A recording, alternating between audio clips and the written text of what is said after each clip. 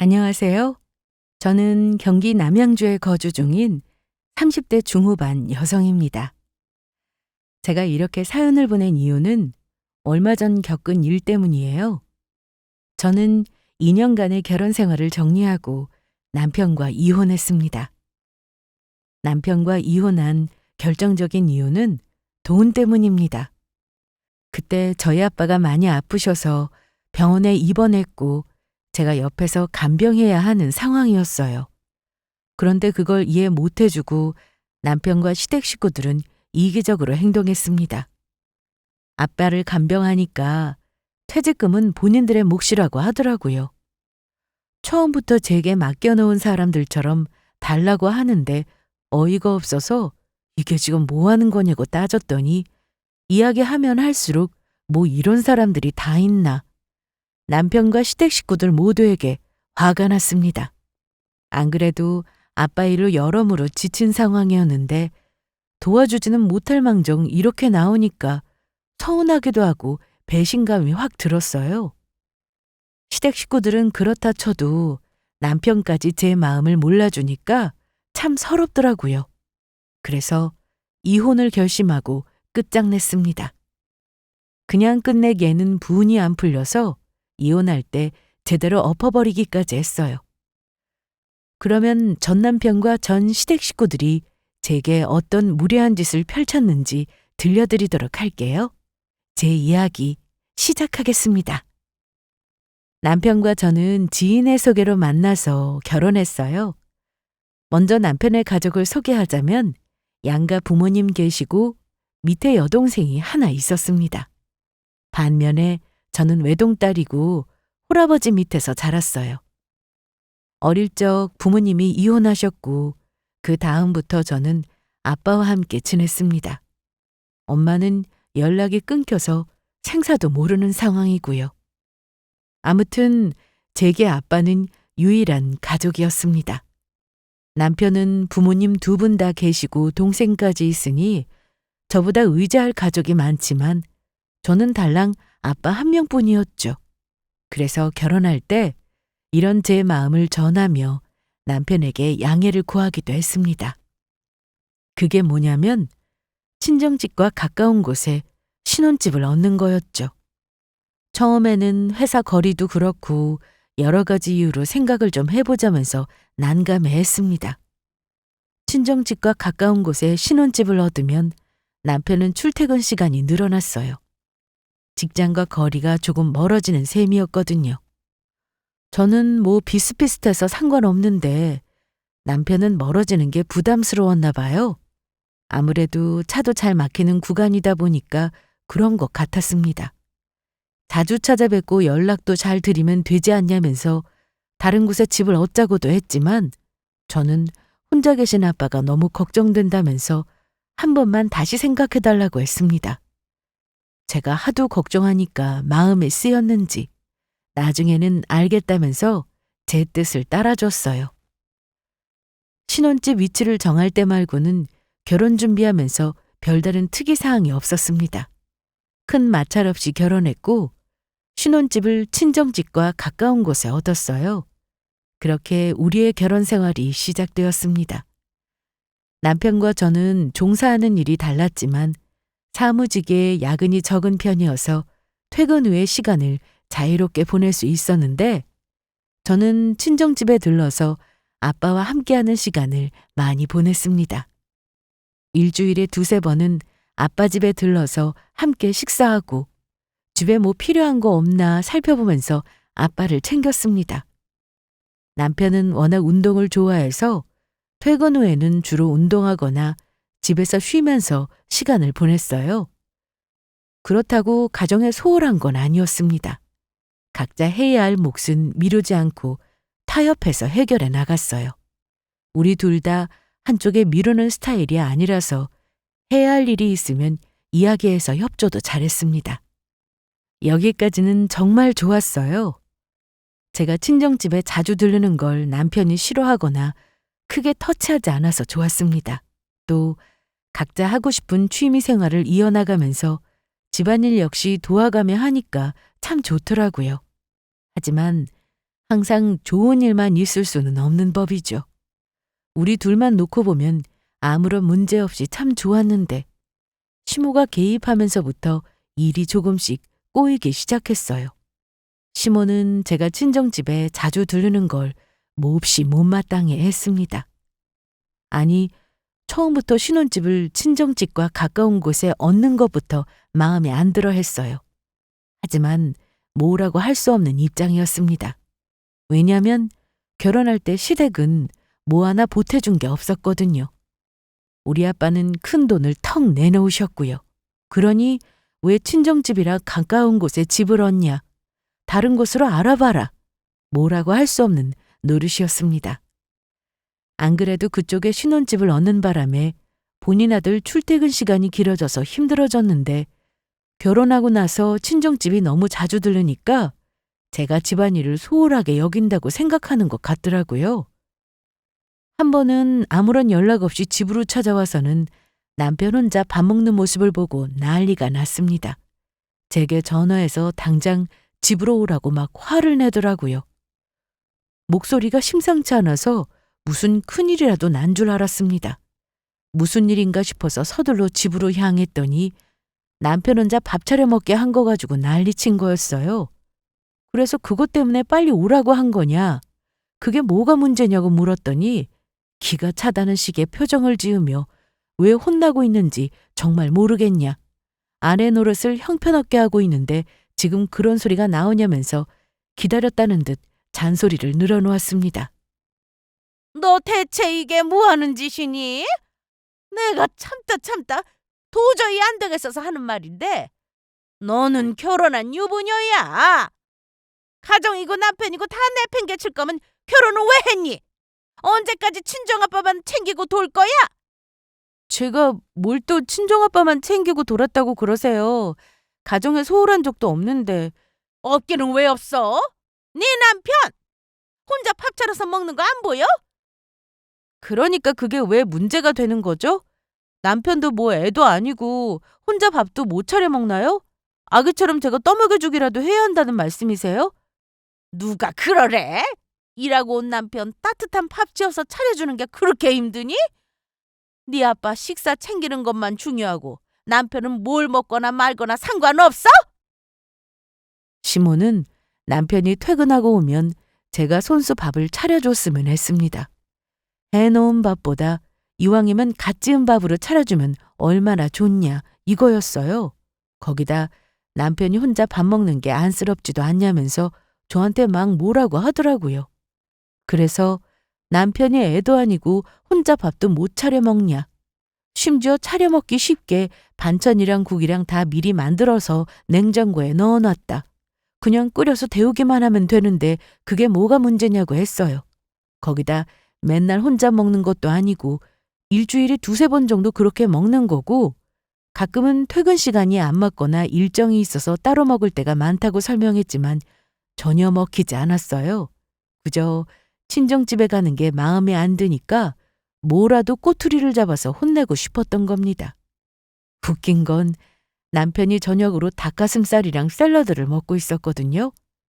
시모는 밥꼬락서니가 이게 뭐냐면서 밖에서 일하는 남편한테 겨우 이딴 거냐 먹이는 주제에 뭘 잘했다고 따박따박 말대꾸 하냐길래 그건 오해하시는 거라고 또 해명했어요. 남편은 한참 몸이 무거워진 것 같다면서 다이어트 중이라고 했고 본인이 원해서 먹는 거라고 했습니다. 나는 그래도 혹시나 배고프면 먹을까 싶어서 다른 반찬이랑 국이랑 다 해놨다고 했죠. 그랬더니 아무리 그래도 이건 너무 부실한 거 아니냐. 아무리 우리 아들이 이렇게 먹는다고 해도 네가 조금 더 신경 써서 차려줄 수 있지 않냐면서 뭐라고 하길래 저도 참기 힘들어서 시모한테 말도 안 되는 거로 괜한 억지 좀 그만 부리라고 했어요. 말씀드렸잖아요. 그이 다이어트 중이라고. 다이어트가 뭔지 모르시는 것도 아닌데 왜 이러세요? 다이어트 할 때는 원래 이렇게 먹는 거예요. 부실한 듯해도 단백질에 건강한 영양소가 두루두루 잡힌 식단으로 먹고 있는데 뭐가 문제죠? 그리고 어머니, 저도 밖에서 일해요. 자꾸 밖에서 일하는 남편 잘 안 챙긴다고 뭐라고 하시는데 저도 똑같이 밖에서 일한다고요. 그럼 남편도 저를 챙겨줘야 하는 거 아닌가요? 하지만 저는 그런 거 바라지 않잖아요. 왜? 저희 둘은 서로 공평하게 하기로 했거든요. 서로 일하고 경제활동하는데 한쪽만 희생하는 건 바람직하지 않잖아요. 제발 말도 안 되는 억지로 이러지 좀 마세요. 시모의 말에 조목조목 사실을 말하며 설명하자 더 이상 할 말이 없어서 씩씩거리며 노려볼 뿐이었습니다. 하긴 제 말이 틀린 것도 아니고 다 맞으니까 딴지를 더 걸고 싶어도 걸 수 없었어요. 시모는 제게 아주 잘났다면서 시모 말에 그냥 네 하고 말면 되는데 일일이 말대꾸하고 아주 대단한 며느리라고 비아냥거렸습니다. 본인이 며느리님을 모시고 산다면서 어디 눈치 보여서 며느리한테 말이나 쉽게 할 수 있겠냐고 하더라고요. 우리 둘 사이에 어쩔 바를 모르고 눈치만 보던 남편은 제 편도 들었다가 시모 편도 들었다가 나름대로 고군분투했어요. 좋게 넘어가면 될 일인데 뭐하러 그러냐면서 본인 딴에는 잘 풀어주려고 했으나 시모에게는 어림도 없었습니다. 제가 마음에 안 드니까 작은 건더기가 있으면 그거라도 물고 늘어져서 혼을 내고 싶었으니 남편의 말이 귀에 들어올 리가 없었습니다. 저도 할 말은 하고 사는 성격이라 마찬가지였고요. 제가 정말 잘못한 거라면 더 이상 토달지 않고 바로 죄송하다며 인정했을 거예요. 하지만 어떤 의도를 가지고 하는 말인지 아니까 당해주기 싫더라고요. 거기다 친정집에 가는 건 남편이 다른 일정으로 집에 늦게 들어오거나 바로 운동하러 갈 때 맞춰서 가는 거였습니다. 이번에는 늦게 들어온다고 했던 남편이 생각보다 일찍 들어와서 생긴 일이었고요. 뭐 이런 것도 하나 이해 못 해주냐. 잘못한 것도 없는데 무조건 잘못했다는 식으로 말씀하시는 게 서운하다면서 저도 하고 싶은 말 참지 않고 다 했습니다. 그래서 고부 사이는 그다지 좋지 못했어요. 시모는 시모대로 저한테 뭐라고 하고 저도 참지 않고 다 받아치니까 좋을 리 없죠. 그래도 저는 뒤끝은 없거든요. 그런데 시모는 세상에 뒤끝이 거의 9마리 정도는 될 겁니다. 오해하고 있길래 설명하면 말대꾸 한다고 하고 그냥 죄송하다고 하면 될 걸 할 말 다 한다면서 시어머니 무서운 줄 모른다고 개념 없는 며느리 취급을 해대더라고요. 한번 말했으면 거기서 풀고 넘어가면 좋은데 옛날에 있었던 일까지 다 끄집어내면서 또 뭐라고 하니까 진짜 피마르는 기분이었습니다. 시모가 너무 심하게 굴 때면 남편이 그만하라면서 도와주기도 했지만 대부분은 저도 막 따지다가 말이 안 통한다 싶으면 나중에 이야기하자면서 상종을 안 했어요. 말해봤자 뭐하나 내 입만 아프지 하고 생각될 때가 있거든요. 한 번은 시모의 참견이 심해져서 남편한테 도움을 청하기도 했어요. 그런데 나중에는 뒤에서 남편을 쥐잡듯이 잡아서 아들이 네 편 드는 거 아니냐고 뭐라고 하길래 남편한테 아예 개입하지 말라고 했습니다. 쥐잡듯 잡은 적 없고 부부끼리 도움 청한 게 고작인데 그딴 오해받기 싫어서 그냥 끼어들지 말라고 했어요. 내가 알아서 한다고요. 시모와 저의 사이에는 자꾸만 깊은 골이 생겨났고 지칠 대로 지친 저는 남편에게 노시모존을 선언했습니다. 노시모존이란 흔히들 노키즈존 아시죠? 그것과 같다고 생각하시면 됩니다. 우리 집의 시모는 출입금지라는 뜻이었어요. 나는 더 이상 시모와 어떠한 상정도 하지 않을 테니 그렇게 알라고 통보했습니다. 나름대로 잘 지내보려고 노력도 했고 참을 만큼 참아도 봤지만 더 이상은 무리라고 했어요. 내가 말도 안 되는 걸 주장하는 것도 아니고 충분히 이해할 수 있는 걸 이런 식으로 걸고 넘어진다면 그냥 마음 편하게 시모 없다고 생각하고 살겠다고 했습니다. 남편은 그래도 멀쩡히 살아계시는데 어떻게 그렇게 생각할 수 있냐면서 뭐라고 했지만 우리 둘 사이에서 괜히 새우등 터지지 말고 그냥 내 뜻을 받아들이라고 했어요. 이 집은 남편 혼자 사는 곳이 아닌 우리 둘이 함께 생활하는 곳이니 내 권리를 주장하는 거라고 했습니다. 그렇다고 시댁과 연을 끊는다는 것도 아니고 행사나 경조사가 있으면 참여할 테니 이 집에 시모가 오지 않게만 하는 거라고 했어요. 나도 퇴근하고 좀 쉬어야 하는데 이렇게 불쑥불쑥 와서 사람 속을 뒤집어 놓으면 스트레스 받아서 죽을지도 모른다고 했죠. 그렇다고 이것보다 나은 방법도 없으니 이게 최선이라고 했습니다. 우리 집이 노 시모존이 된 이후 시댁의 반응은 아주 난리가 났습니다. 어디 감히 시모를 못 오게 하느냐. 네가 뭔데 내 아들 집에 가는 걸 막냐고 뭐라고 했지만 저는 어떠한 대꾸도 하지 않고 비밀번호를 바꿔버렸어요. 그리고 남편에게 바꾼 비밀번호를 시모에게 알려주면 진짜 이혼할 각오하라고 으름장을 놨습니다. 이렇게 하지 않으면 같이 못 살 것 같다고 확실하게 못 박았어요. 제 말에 남편은 무슨 또 이혼까지 들먹이냐면서 서운해했지만 결국은 제 뜻을 받아들였습니다. 본인이 생각해도 시모의 행동이 너무 억지였고 별다른 방법이 없었으니까요. 서운할 수 있지만 이게 최선이라는 걸 남편도 잘 알고 있으니까 하는 수 없이 제 뜻을 따라줬습니다. 그렇게 저는 시모와 계속해서 안 좋은 사이를 유지하며 지냈어요. 그러던 어느 날 친정아빠에게 큰일이 생기면서 결정적으로 시댁과 대립하는 일이 생기게 됐습니다. 아빠, 괜찮아? 정신이 좀 들어? 여기가... 병원이야. 집에 갔더니 아빠가 쓰러져 있었어. 퇴근하고 남편이 집에 늦게 들어온다길래 그럼 아빠 저녁이나 챙겨드려야겠다 싶어서 친정집으로 향했습니다. 그런데 문을 열고 들어가니 아빠가 방에 쓰러져 계시더라고요. 너무 놀라서 흔들어 깨웠지만 의식이 돌아오지 않았습니다. 정신없이 핸드폰을 꺼내서 119에 신고했어요. 그리고 급히 아빠를 병원으로 모셨습니다. 발견한 상황을 의사에게 설명했더니 여러 검사가 필요하다고 했고 저는 꼼짝하지 않고 아빠 곁을 지켰어요. 시간이 흐르자 아빠는 의식을 차리셨고 검사 결과가 나왔어요. 대체 뭐 때문에 쓰러지신 걸까 기다리는 내내 죽을 맛이었습니다. 제발 아무 일도 아니기를 바랐는데 의사 입에서 나온 말은 생각보다 심각했습니다. 우려했던 일이 일어나고 말았어요. 글쎄, 아빠 몸에서 암이 발견했다는 겁니다.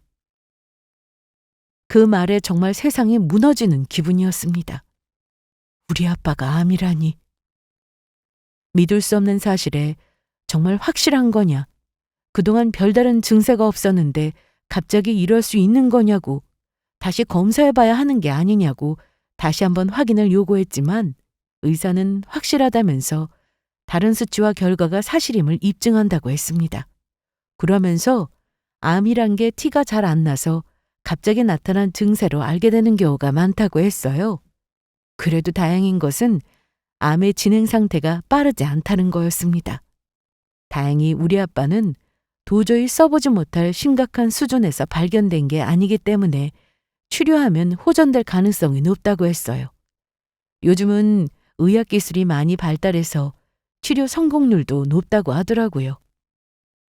아빠 몸에 그런 무서운 병이 자라나고 있었다니 놀라기도 했고 큰 충격에 좌절할 수도 있었지만 어떻게든 아빠를 살리는 게 중요했습니다. 저 하나 잘 키워보겠다고 고생하셨고 이제 조금 살만해졌는데 병으로 고생하시는 모습을 더 이상 보고 싶지 않았어요. 그래서 치료에 적극적으로 협조하기로 했고 입원해서 집중 치료를 시작했습니다.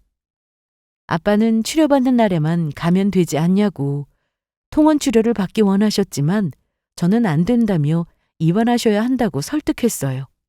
그때 제가 집에 들르지 않았더라면 뒤늦게 발견됐을 것이고 만에 하나 그 일로 인해 상황이 심각해졌으면 어쩔 뻔했냐. 나중에 또 이처럼 쓰러지지 말라는 법도 없는데 불안해서 어떻게 일하냐고 안 된다고 무조건 입원하시라고 했습니다. 제가 하루 종일 같이 있어드리는 것도 아니고 가끔씩 들리는 정도인데 내가 없을 때 무슨 일이라도 생길까 봐 겁난다고 그냥 병원에서 입원해서 전문적인 보살핌 받으며 지내는 게 나을 것 같다고 했습니다. 제가 너무 불안해하니까 아빠도 알겠다면서 입원에 동의하셨어요. 그렇게 아빠를 병원에 두고 집에 돌아와서도 저는 제대로 일을 처리할 수 없었습니다. 잠자는 것도 그렇고 밥을 먹는 것도 그렇고 걱정돼서 한숨만 나오더라고요. 일도 손에 안 잡혔고요. 거기다 문제는 그뿐만이 아니었습니다. 걱정되는 것도 걱정되는 거지만 간병비가 만만치 않겠다는 생각에 어찌할 바를 모르겠더라고요. 언제까지 치료하면 되는지 기약 없는 싸움이기 때문에 앞으로 간병비로 들어갈 돈을 생각하니 막막했습니다. 남아있는 연차를 다 끌어다 써도 무리였고요. 그래서 이걸 어쩌면 좋을까 고민하다가 하는 수 없이 일을 그만두고 제가 병원에서 아빠를 간병하는 게 낫겠다는 판단이 들었어요. 그래서 남편에게 회사를 그만두고 아빠를 간병하겠다고 했습니다. 혹시라도 이 과정에서 남편이 부담스러워할까봐 전혀 그럴 것 없다는 말도 덧붙였어요. 우리는 서로의 돈을 각자 관리하고 있습니다. 각자 버는 수입에서 공통으로 내야 할 부분을 정확히 반씩 나눠서 내고 있거든요.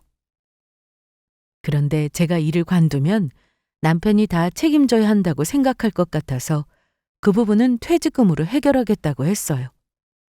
제가 직장에서 근무한 경력이 꽤 되거든요. 첫 직장이라 퇴직금 정산받으면 금액이 제법 큽니다. 나중에 아빠 치료가 마무리되면 그때 가서 경력 살려 일자리를 다시 구해도 되니까 우선 회사를 그만두고 받은 퇴직금으로 생활할 생각이었어요. 남편한테 그렇게 이야기했더니 알았다고 했습니다.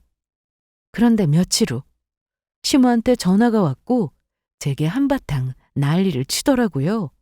아무래도 남편이 제 이야기를 시모에게 전한 것 같았습니다. 전화를 받자마자 들려오는 첫 마디는 회사 관두지 말라는 거였습니다. 네가 뭔데 우리 아들을 고생시키려 드냐면서 바깥 서더니 알아서 하게 그냥 두라고 했어요. 그 말에 기가 차서 가족이 아픈데 어떻게 가만히 두냐고 따졌습니다. 지금 우리 아빠 일이라고 말 쉽게 하는 거냐. 만일 시댁 가족 중에 한 명이 암이라도 걸려도 알아서 하게 내버려 둘 거냐고 묻자 재수없게 그딴 말을 왜 하냐면서 화를 내더라고요. 남편이든 신우든 누구 하나 암에 걸리면 나보다 더 오버할 사람이 바로 시모인 걸 잘 알기 때문에 말 그렇게 하시는 거 아니다. 서운하다고 했습니다. 아빠한테 가족이라고는 달랑 나 하나인데 어떻게 하나뿐인 딸이 신경도 안 쓰고 내버려 둘 수 있냐고 했죠. 암뿐만 아니라 감기 걸려서 아파하는 것만 봐도 신경 쓰이는 게 가족인데 다른 것도 아니고 암에 걸린 아빠를 어떻게 내버려 두냐고 절대 있을 수 없는 일이라고 따졌습니다. 회사 그만두면 남편이 다 책임져야 하니까 걱정되어서 이러시나 본데 그건 조금도 신경 쓸 게 없다고 했어요.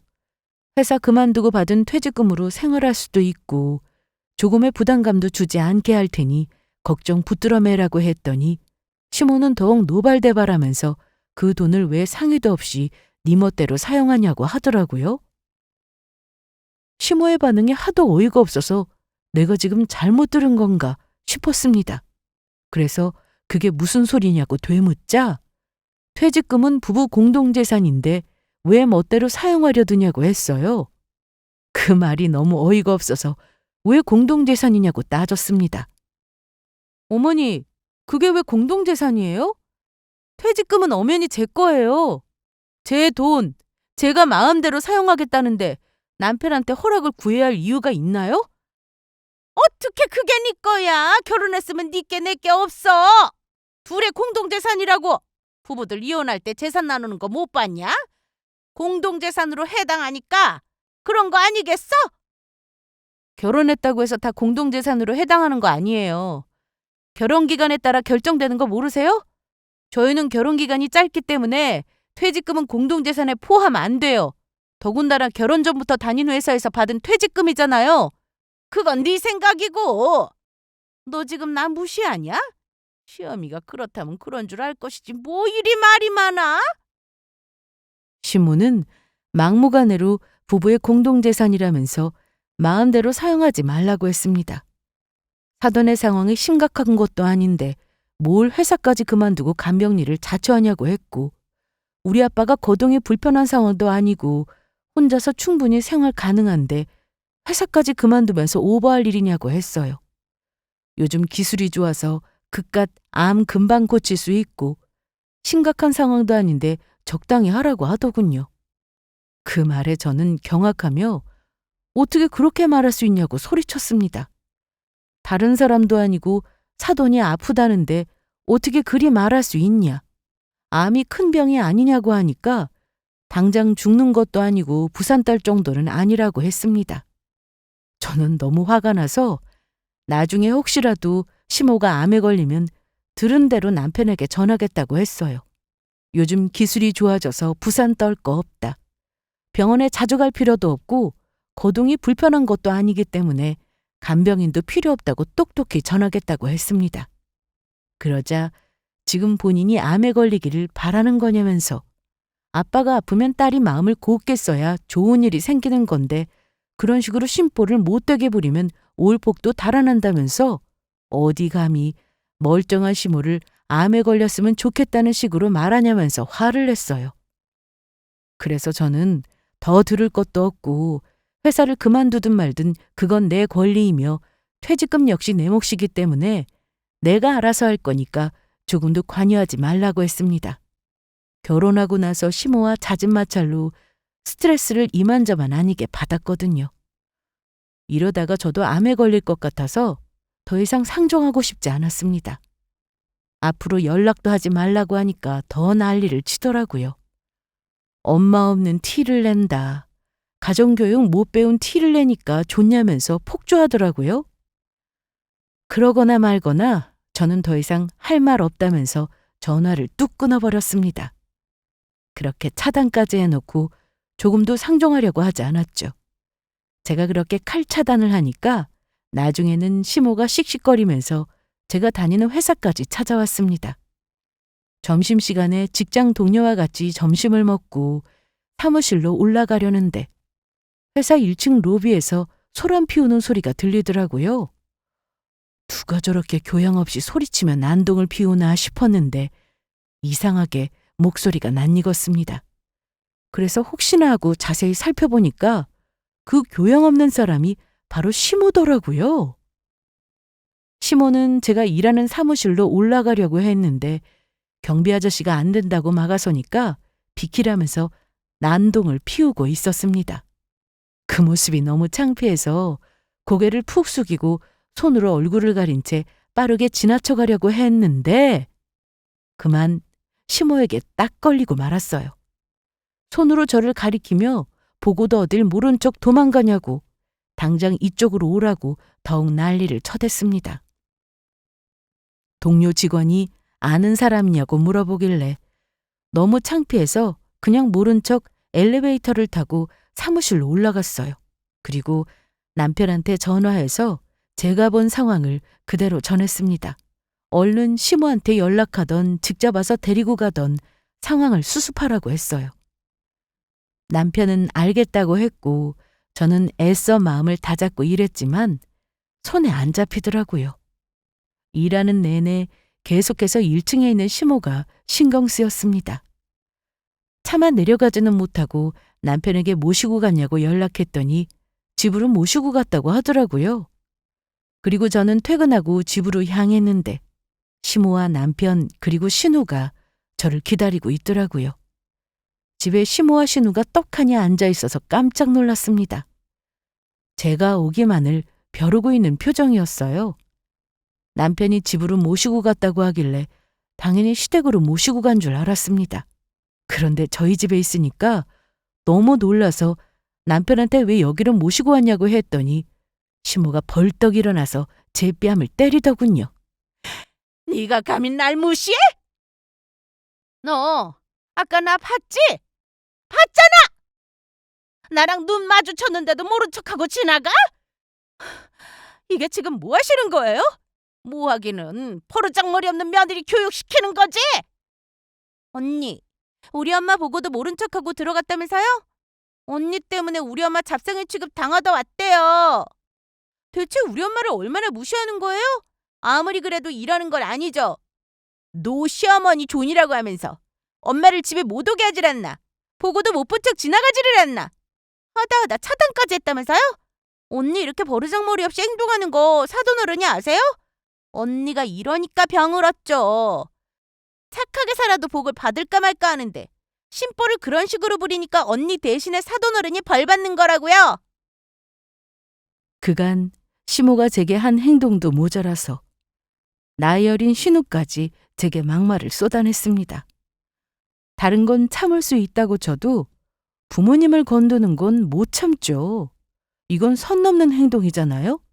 순간적으로 너무 화가 나서 그대로 신우의 뺨을 쳐버렸습니다. 그러자 신우가 이게 지금 뭐 하는 거냐면서 발악하길래 저도 똑같이 미친 사람처럼 눈 뒤집어 까고 소리쳤어요. 맞을만 했으니까 맞죠. 그렇다고 내가 어머님을 때릴 수는 없잖아요. 나는 그래도 억지 부리면서 사람 속 긁지는 않아요. 뭐야? 네가 뭔데 귀한 내 딸을 때려? 나도 안 때려본 내 딸을 네가 뭔데 때려 이년아? 시모는 멈추지 않고 폭주했습니다. 제게 달려들어서 마구잡이로 때리기 시작했고 제게 한 대 맞은 신우 역시 시모랑 같이 달려들어서 저를 마구잡이로 공격했어요. 남편은 다들 뭐 하는 거냐면서 말로 하라고 시모와 신우를 뜯어말렸습니다. 저도 똑같이 시모와 신우를 물고 늘어지고 싸울 수 있었지만 그들과 똑같이 행동하고 싶지 않아서 가만히 있었습니다. 나중에 진단서 끊어서 날 건드린 걸 톡톡히 후회하게 해줄 생각이었어요. 남편은 나중에 이야기하자면서 시모와 신우를 끌고 나갔습니다. 한바탕 소동이 지나간 뒤 남편은 시모와 신우를 겨우 시댁으로 돌려보내고 집으로 돌아왔습니다. 그리고 우리는 2차전이 시작됐어요. 저는 남편이 제게 미안하다고 사과할 줄 알았습니다. 그런데 집에 들어와서는 다짜고짜 꼭 그렇게까지 해서 엄마의 속을 긁어야 하냐고 하더라고요. 어이가 없어서 내가 뭘 어쨌다고 이러냐. 오히려 당한 건 나라고 했더니 저보고 정도껏 하라고 화를 냈습니다. 너는 중간이라는 걸 몰라. 우리 엄마 속 긁어봤자 좋을 거 없는 거 뻔히 알면서 꼭 그렇게 속을 긁어야 속이 시원해? 너 때문에 이게 뭐야? 지금 이게 내 잘못이라는 거야? 그럼 아니야? 네가 괜히 간병한다고 난리만 안 쳐도 이렇게까진 안 하셨어. 도대체 내가 어디까지 맞춰줘야 하냐? 우리 엄마더러 집에 오지 말라고 출입금지라고 할 때부터 솔직히 이해가 안 됐는데 그래도 참았어. 하지만 이건 아니지. 어떻게 회사까지 찾아간 엄마를 모른 척할 수 있어? 그리고 아무리 화가 나도 그렇지. 나랑 엄마 보는 앞에서 동생 뺨을 때리는 건 아니지 않냐? 남편은 시모와 신우의 잘못은 조금도 생각하지 않고 제 탓을 하기 바빴습니다. 너무 억울하고 서운해서 어떻게 이 상황에서 내 잘못만 따질 수 있냐고 물었어요. 남편은 시모를 차단한 거랑 회사까지 찾아간 시모를 모른 척한 게 괘씸하다고 했습니다. 그래서 괜히 모른 척 했겠냐. 말을 해봤자 소용이 없으니까 더 이상 연락하기 싫어서 차단한 거다.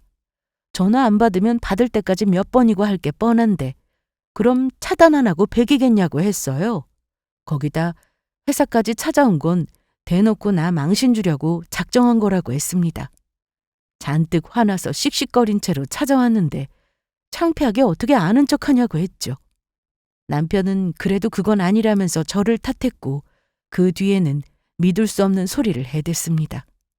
그동안 시모랑 제 사이가 안 좋아도 더 이상 개입하지 않고 그냥 그러려니 했는데 본인이 잘못 생각한 것 같다면서 이제라도 잘못된 건 바로잡겠다고 했습니다. 그러면서 오늘 시모와 신우에게 저지른 잘못은 진심으로 사과하라고 했어요. 그리고 마지막에 시모의 말이 맞다면서 퇴직금은 왜 제 마음대로 하냐고 하더군요. 그러면서 뭐라고 한 줄 아세요? 저더러 받은 퇴직금 전부 시댁에 넘기라고 했습니다. 그걸 시댁에 넘기라니? 왜? 그야 네가 장인어른 모시니까 우리 엄마한테는 돈이라도 줘야 하는 거 아니냐? 솔직히 말해서 우리 부모님 내가 모시려고 그랬어. 근데 네가 먼저 장인어른 챙기겠다고 선수 쳤으니까 돈이라도 엄마한테 드려야지. 막말로 신혼집 얻은 것도 다 네 뜻대로 했잖아. 네가 퇴근하고 처갓집에 들러서 장인어른 챙기는 거 나 뭐라고 한 적 한 번도 없어. 신혼집도 네가 원하는 곳으로 얻었고 결혼해서 장인어른 챙기고 도는 거 상관 안 했어. 근데 일까지 그만두고 장인어른 병수발을 들겠다고? 그러면서 퇴직금으로 생활비 충당하고? 어떻게 그걸 네 마음대로 결정할 수 있냐? 아무리 혼인 기간이 짧다고 해도 우린 부부인데 내 허락은 구해야 할 거 아니야. 내가 엄마 모시려고 했는데 네가 먼저 장인어른 모시겠다고 했으니까 퇴직금은 내 뜻대로 우리 엄마한테 드려. 내가 양보했으면 이 정도는 너도 양보해야지. 남편의 논리는 그렇습니다. 저랑 한마디 상의도 없이 시부모님을 모실 생각이었대요. 그런데 제가 아픈 아빠를 간병하겠다고 하니까 선수 쳤다고 생각했는지 퇴직금이라도 시댁에 드리라고 하더라고요. 솔직히 이건 남편의 생각이 아닌 듯해서 진심으로 하는 말이냐고 물었더니 사실은 시모가 그렇게 하기를 원한다고 했습니다. 제 퇴직금을 시댁 식구들에게 주면 지난날 동안 버릇없이 군 행동들 용서받을 기회를 준다고 했대요. 본인들 입장에서는 이게 최선의 선택이라고 생각했다더군요. 더 이상 고부 사이가 멀어지는 걸 두고 볼 수는 없었다면서 그 퇴직금 시댁 식구들에게 주라고 했습니다. 그 돈으로 시부는 차를 바꾸고 시모는 피부 시술을 받고 신우는 필요한 걸 사고 싶다고 했대요. 이제 보니 제 퇴직금으로 자신들의 욕망을 채우고 싶었던 겁니다. 저는 이때 제대로 똥 밟았다는 생각이 들었어요. 시모가 난리쳤을 때만 해도 남편이 어느 정도 개입을 해주고 저를 많이 도와줘서 그래도 버틸만 했거든요. 시모가 아무리 개념 없게 굴어도 남편이 제 편이니까 큰 문제로 받아들이지 않았습니다. 저랑 안 맞는 시모는 제가 상종하지 않으면 그만이고 남편도 그러라면서 크게 개입하지 않았거든요. 그래서 그 부분까지는 참 편했는데 시댁 식구들이 남편한테 막 뭐라고 하니까 남편도 결국에는 본인 가족 편을 들더라고요. 그러더니 더 이상 이딴 집구석을 감당할 이유가 없어졌습니다. 정신이 번쩍 들면서 내가 지금 뭘 하고 있는 거지? 피는 물보다 진하다는데 결국은 팔이 안으로 굽을 걸. 내가 어리석게 영원히 내 편이라고 믿고 있었구나. 정신이 번쩍 들더라고요. 남편의 편을 줄여서 남편이라고 한다잖아요? 그 말이 괜한 우스갯소리를 지은 게 아니라는 생각이 들면서 이딴 집구석 인간들과 남으로 살아야겠다는 생각이 들었습니다. 이때 이혼을 결심하고 어떻게든 유책 배우자로 몰아야겠다는 생각이 들었어요. 그래서 우선 나중에 다시 이야기하자면 시간을 벌었고 그동안 저는 진단서를 뗀 후 변호사에게 이혼 상담을 받으며 어떻게 준비를 하면 좋을지 계획을 세워나갔습니다. 변호사 말로는 증거만 잘 확보하면 문제 없을 거라고 했어요. 그래서 남편과 시댁 식구들이 제 퇴직금을 노리고 있는 증거를 열심히 수집했습니다. 그리고 그냥 이혼하기에는 너무 시시한 것 같아서 내가 받은 대로 고스란히 돌려주고 싶었어요. 그래서 어떻게 뒤통수를 치면 좋을까 고민하다가 그들이 원하는 걸 들어주는 척하면서 골탕 먹일 작전을 세웠습니다. 뭐? 그게 정말이야? 진짜 퇴직금은 우리 집에 다 드린다고? 왜 이렇게 놀래? 언제는 그러라면서. 아니, 나는 당신이 싫다고 계속 버틸 줄 알았어. 어쨌거나 잘 생각했어. 그래, 그렇게 순순히 엄마 말 들으니까 얼마나 좋아. 가운데서 나만 얼마나 힘들었는 줄 알아? 그래, 당신 말대로 앞으로 잘 지내보려고 이러는 거니까 가서 퇴직금 드리겠다고 전해. 참, 아버님 차 바꾸고 싶다고 하셨잖아. 어머님은 피부과 시술하고 싶다고 하셨고 그거 빨리 하면 할수록 좋다고 하지 않았어? 뭐 이런저런 할인받을 거 생각하면 이번 달 안에 해야 한다고 했던 것 같은데? 이번 달 안에 결제해야 한다고 했는데. 그럼 우선 가지고 있는 돈으로 해결하고 퇴직금 정산받으면 드리겠다고 해.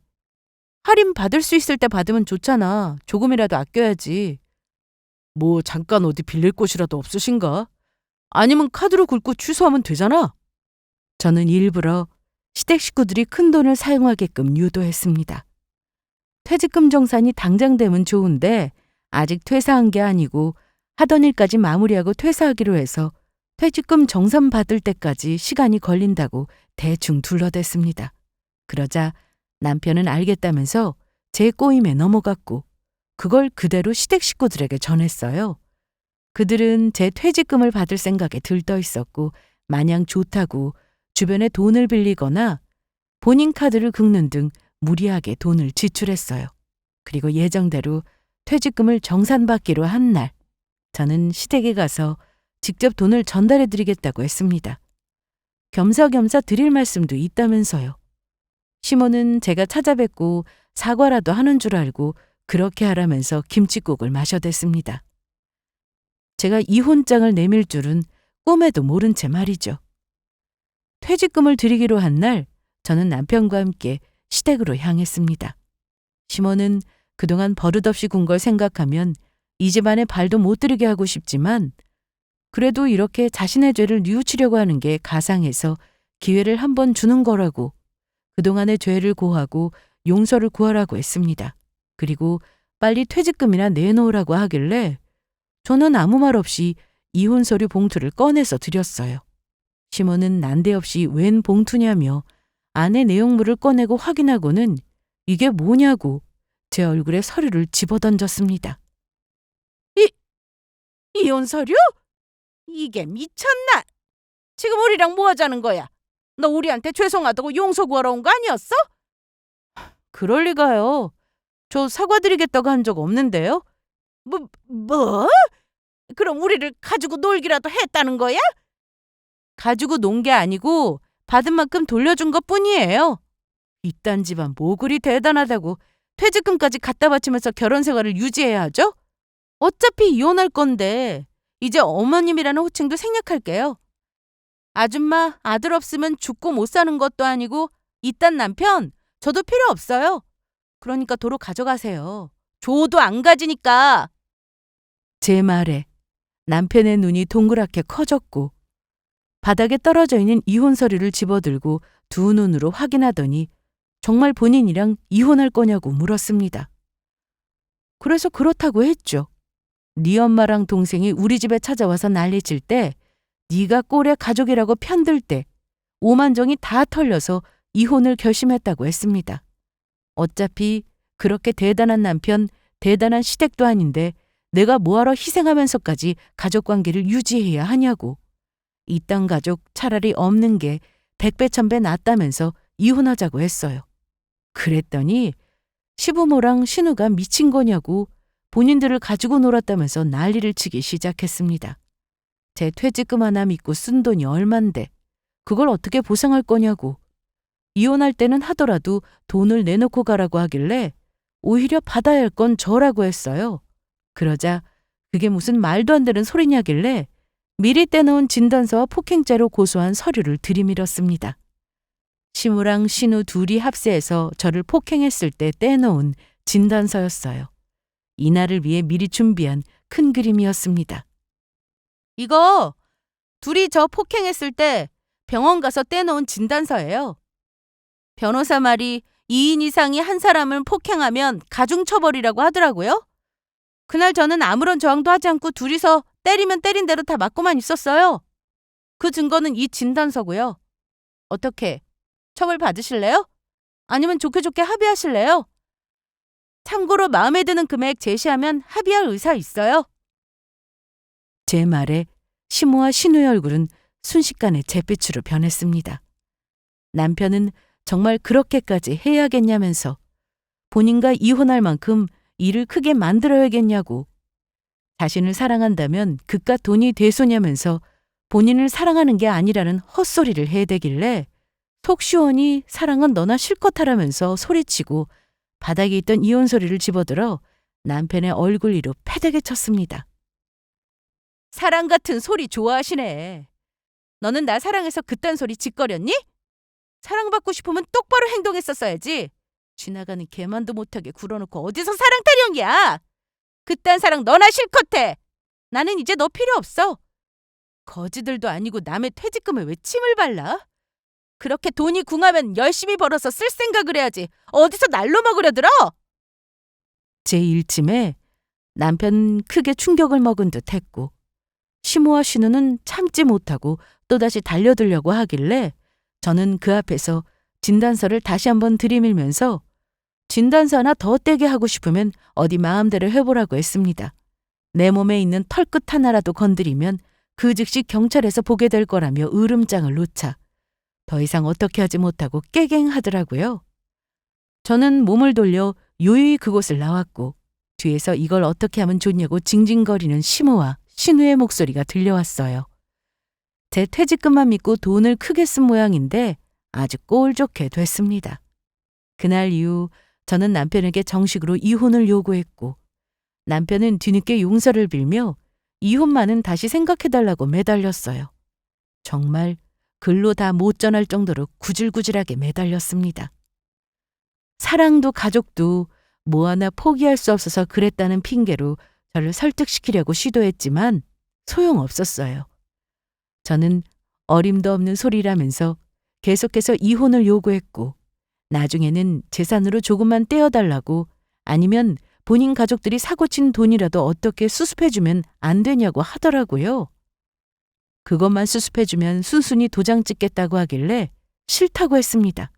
그랬더니 바짓가랑이 붙잡고 늘어지면서 그럼 폭행으로 고소한 것만이라도 합의해달라고 했어요.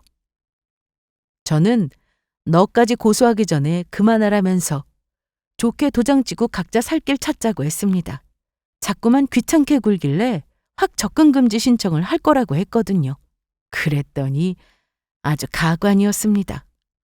술 먹고 찾아와서 질질 짜다가 이웃 사람들 다 깰 정도로 소란을 피우기도 하고 급기야는 시댁 식구들이 돌아가면서 진상짓을 펼쳤고 경찰이 출동해서 사건은 마무리되었습니다. 끝까지 이혼 못해주겠다고 버티길래 바로 소송으로 진행했고 길고 긴 싸움이었지만 결국은 제가 원하는 방향으로 잘 마무리되었어요. 그냥 도장 찍으라고 했을 때 순순히 찍었더라면 변호사 비용은 아낄 수 있었을 텐데 고집 피우면서 소송으로 질질 끌다가 변호사 비용에 합의금에 가족들이 친 사고 수수까지 다 남편 몫으로 돌아갔죠. 이 일로 인해서 남편과 시댁 식구들이 대차게 싸우고 관계가 많이 틀어진 것 같더라고요.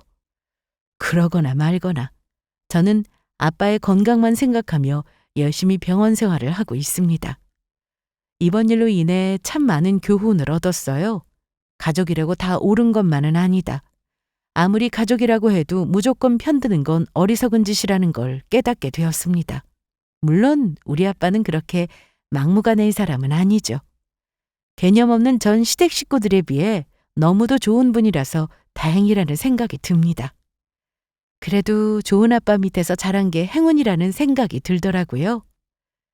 여러분들도 제 사연을 통해 가족이라고 해도 아닌 건 아니라고 제대로 말하고 판단할 수 있는 통찰력을 갖기를 바랍니다. 그럼 지금까지 저의 긴 사연을 들어주셔서 감사합니다.